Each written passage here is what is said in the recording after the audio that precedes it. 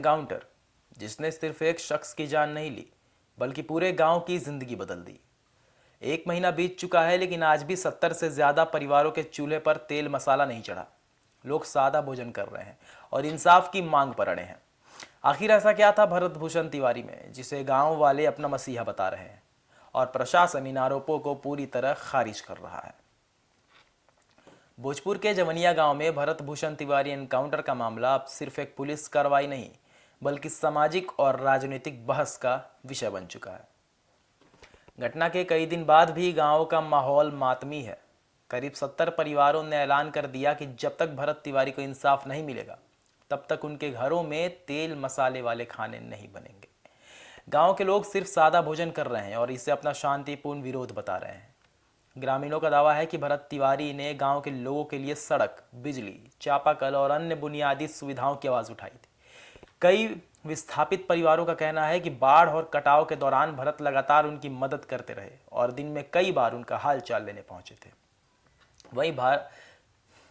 वहीं भरत की भाभी मीना देवी का आरोप है कि एनकाउंटर से पहले भरत ने पुलिस के सामने हथियार डालने की बात कही थी और गांव की समस्याओं के समाधान की मांग रखी।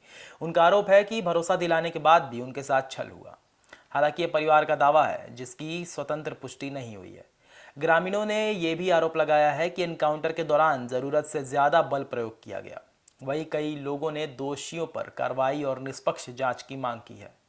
दूसरी ओर जिला प्रशासन ने इन सभी आरोपों को सिरे से खारिज किया है। डीएम तनय सुल्तानिया का कहना है कि गांव की समस्याओं के समाधान के लिए सरकार लगातार काम कर रही है। प्रशासन के मुताबिक कटाव प्रभावित परिवारों को आर्थिक सहायता दी जा चुकी है।